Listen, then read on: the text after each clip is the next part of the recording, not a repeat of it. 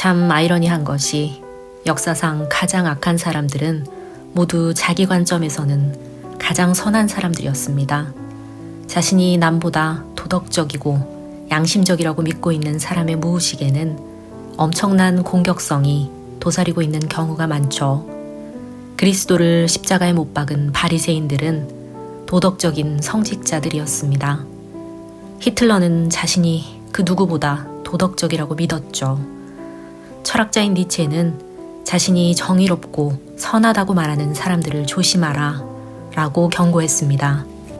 니체는 자라투스트라는 이렇게 말했다 해서 선하다는 자와 정의롭다는 자를 조심해라. 그들은 즐겨 사람들을 십자가에 못 박아 처단한다. 남을 벌하려는 강한 충동을 가진 자를 그 누구도 믿지 마라. 자신이 얼마나 정의로운가를 과시하기 위해 말을 많이 하는 자를 절대 믿지 마라. 저들이 자칭 자신이 선하고 정의로운 자라고 말할 때 저들에게 권력만 빼면 바리새인이 되기에 부족한 것이 없다는 것을 잊지 말라 라는 말을 남겼습니다. 안녕하세요. 마인드 토피넛입니다. 세계문학사에서 가장 위대한 작가로 불리는 도스토옙스키는 아버지들에게 자식을 절대 슬프게 하지 말지어다 라고 충고한 것으로 유명합니다. 이는 자녀가 적이 될까 두려워서 자녀를 슬프게 하지 말라는 뜻이 아닙니다. 자녀가 품게 되는 아버지에 대한 분노는 타인을 괴롭히고 파괴하면서 인류에게 해독을 끼치려는 근본적인 뿌리를 형성하기 때문입니다. 도스토옙스키는 이렇게 말했죠. 아버지는 자식에게 망상처럼 미친 듯이 행동해서는 안 된다. 아버지는 이성적으로 행동해야만 한다.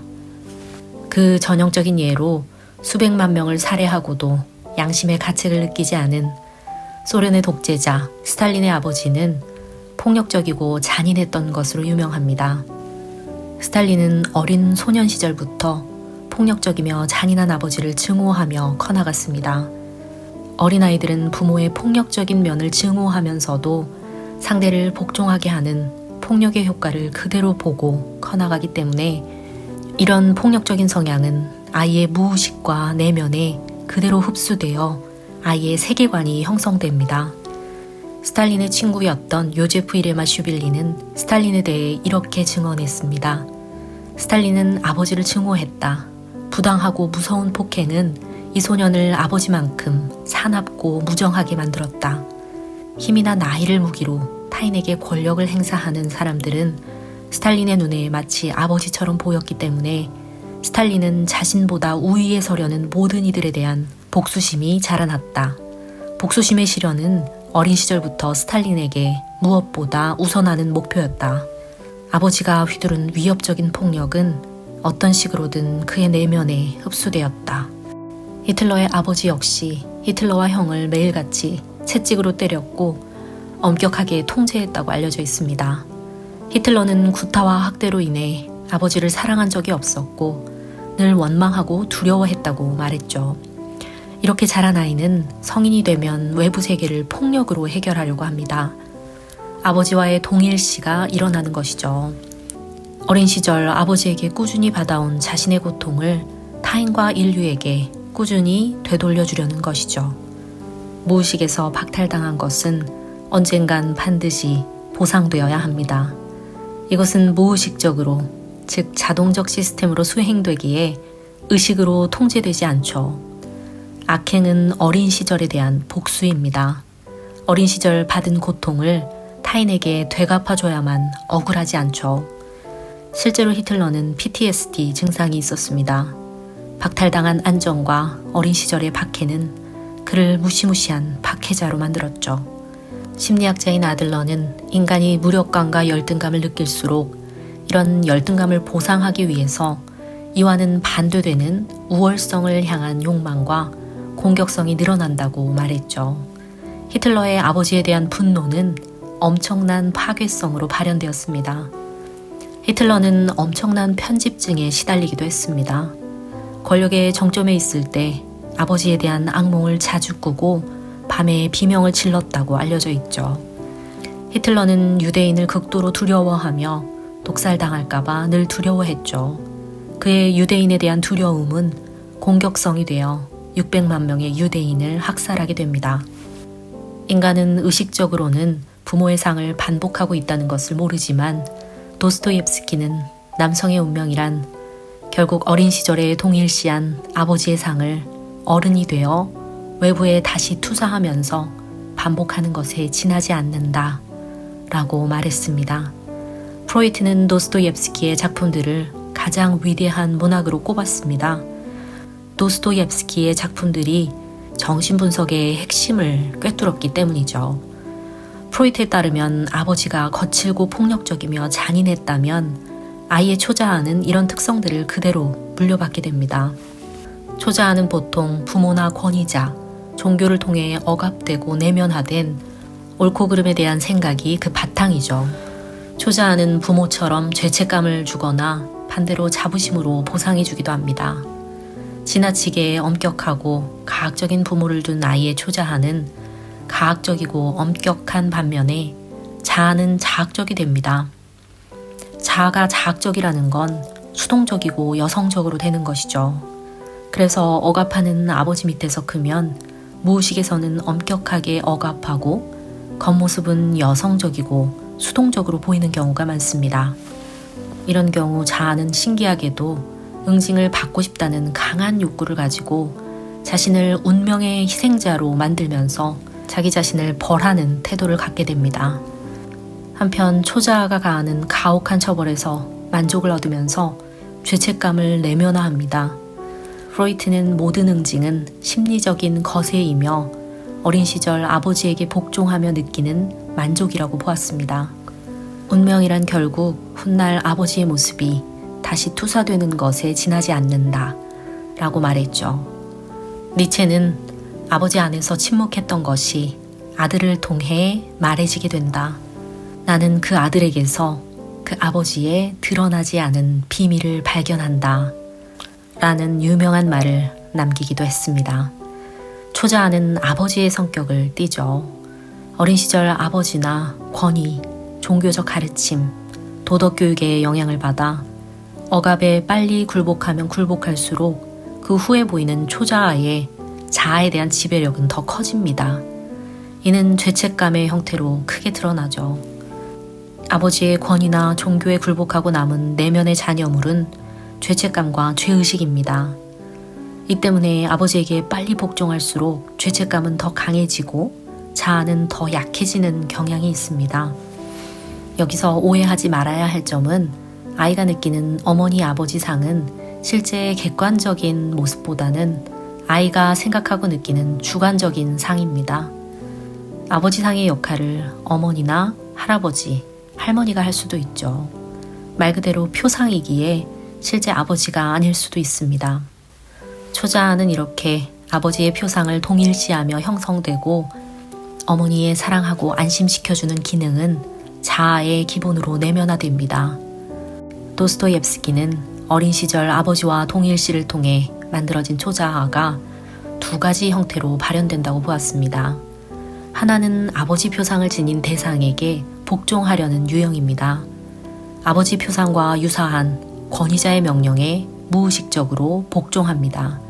도스토옙스키는 이런 복종적인 초자아를 가진 이를 평범한 사람 또는 제1부류라고 불렀습니다.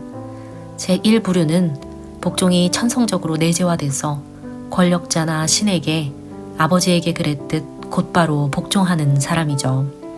이들은 형벌이 없어도 스스로 자신을 채찍질하며 공동체에 위협이 되지 않습니다. 아버지의 표상을 반복하는 두 번째 형태의 경우는 아버지의 표상을 타인에게 강요하는 유형이죠. 첫 번째가 타인을 아버지의 위치에 두고 자신이 자녀의 역할을 한다면 두 번째 형태는 자신이 아버지 역할을 하고 타인을 자녀의 역할에 두는 경우입니다. 이 형태의 경우 초자아가 지나치게 강하기에 자신의 자아에 엄격한 만큼 다른 사람에게도 엄격한 잣대를 들이대며 재판관의 역할을 하게 됩니다. 마치 아버지가 아들을 호되게 혼내듯이 다른 사람들을 호되게 비판하면서 응징하는 경우인데요. 공격할 수 없었던 어린 시절의 아버지를 동일시하면서 어린아이가 권위자에게 내뿜고 싶었던 공격성을 마음껏 발산하게 됩니다. 폭력적인 아버지 밑에서 자란 사람은 복종시켜야 할 대상을 폭력적으로 복종시키려 합니다. 도덕적이거나 종교적인 아버지 밑에서 자랐다면 똑같이 도덕적인 수단 또는 종교적인 수단으로 상대를 복종시키려고 하죠. 프랑스 혁명으로 유명한 로베스피에르는 변호사 아버지에게 성장하면서 정의를 실현해야 한다는 엄격한 교육을 받았습니다. 실제로 아버지의 정의의 표상에 일치하지 않는 수십만 명을 단두대에 세워 처형하기도 했습니다. 로베스피에르는 아버지의 도덕적인 표상을 기준으로 자신의 공격성을 발산했다고 볼 수 있죠. 자신이 남보다 도덕적이고 양심적이라고 믿고 있는 사람의 무의식에는 엄청난 공격성이 도사리고 있는 경우가 많습니다. 그리스도를 십자가에 못 박은 바리새인들은 도덕적인 성직자들이었죠. 히틀러는 자신이 누구보다 도덕적이라고 믿었습니다. 참 아이러니한 것이 역사상 가장 악한 사람들은 모두 자기 관점에서는 가장 선한 사람들이었습니다. 니체는 자신이 정의롭고 선하다고 말하는 사람들을 조심하라 라고 경고했죠. 니체는 짜라투스트라는 이렇게 말했다 해서 선하다는 자와 정의롭다는 자를 조심해라. 그들은 즐겨 사람들을 십자가에 못 박아 처단한다. 남을 벌하려는 강한 충동을 가진 자를 그 누구도 믿지 마라. 그런 자들이야말로 열등한 천성에 열등한 피를 타고난 족속이다. 자신이 얼마나 정의로운가를 과시하기 위해 말을 많이 하는 자를 믿지 말아라. 저들이 자칭 자신이 선하고 정의로운 자라고 말할 때 저들에게 권력만 빼면 바리새인이 되기에 부족한 것이 없다는 것을 잊지 말라 라고 말했죠.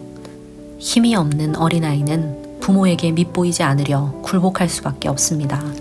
아이는 자신을 힘으로 복종하게 하는 부모의 표상을 흡수하죠. 니체는 나중에 타인에게 명령하기 위해 지금 아버지에게 복종하는 것이다 라고 말했습니다. 복종하며 생기는 공격성은 추후에 복수하기로 미뤄집니다. 정신분석에서 아버지에 대한 표상에 공격적인 정서가 고착되는 것을 고착점이라고 합니다. 이런 고착점은 고정관념이 되고 정서와 결합되어 컴플렉스가 되며 아이의 성격을 형성하죠. 아이는 아버지를 동경하는 만큼 아버지를 두려워하게 됩니다. 아이는 이중적인 감정을 느끼죠. 인간은 우월한 힘에게 보호받지 않으면 위험하다는 것을 느끼고 아버지의 표상에 힘을 부여해 줍니다. 스스로 아버지를 신적으로 만들고 신을 두려워하며 보호자 역할을 신적인 아버지에게 맡기는 것이죠. 아버지에 대한 동경은 인간의 나약함에서 생겨나며 보호받고자 하는 욕구와 같은 동기입니다. 프로이트는 어른은 자신의 무력함을 인정하게 되고 이에 따라 종교를 형성한다 라고 보기도 했죠. 이 때문에 아버지가 동일시된 초자아의 명령을 순순히 따르면서 인간은 불안을 피할 수 있습니다. 도스토옙스키가 말한 파괴성과 복수심을 내재화한 인간 중 제1부류, 즉 순종하고 복종하는 기질의 사람들이 아닌 제2의 부류는 범죄 성향을 보이거나 법을 어기고 파괴하려는 성향을 보입니다. 도스토옙스키는 복종하려는 성향이 강한 제1부류의 사람들은 외부에 신을 두고 신에게 복종하지만 자신의 전능함을 믿는 이 부류는 자신을 신과 같은 존재로 믿는다고 보았습니다. 자신의 전능성을 병리적으로 믿게 되면 나르시시스트처럼 자신은 우월하고 타인은 노예와 같은 열등한 존재라는 망상 속에 살게 됩니다. 까라마조프의 형제에서 이반 까라마조프는 전능감에 취해서 자신은 인간의 신이 될 수 있으며 자신에게는 모든 것이 허용되기에 아무 짓이나 해도 괜찮다라는 나르시시즘을 보여줍니다. 이렇게 인간의 본성은 두 가지 성격으로 발현되는데요. 하나는 자기 자신을 숭배하고 이상화하는 방향입니다. 과한 자기애적인 사람은 선한 것은 모두 자기 내면에 있고 악한 것은 모두 바깥에 있다고 믿습니다. 두 번째는 외부의 부모의 표상을 숭배하고 이상화하는 방식입니다. 이상화된 부모의 표상을 숭배하는 것이 확장되면 신에 대한 숭배가 드러난다고 프로이트는 보았죠. 사실 이 두 가지는 모두 과한 자기애를 투사한 것이기에 자아의 지나친 팽창과 불균형이 초래한 것입니다. 어린 시절의 고통과 박탈감은 아이를 파괴적으로 만듭니다. 아이는 어려서 힘이 없어서 힘에 굴복했지만 어른이 되어 힘이 생기면 이제 복수의 시간이 다가온 것이죠. 힘을 가지고 복수하고 자신이 굴복했듯 남을 힘으로 굴복시켜야 합니다. 힘으로 아이들을 굴복시키고 학대하려는 태도는 결국 사회의 해악을 만드는 뿌리가 됩니다. 아이들에게 억울함과 박탈감, 정신적인 고통을 주지 않는 합리적인 사회가 되기를 바랍니다.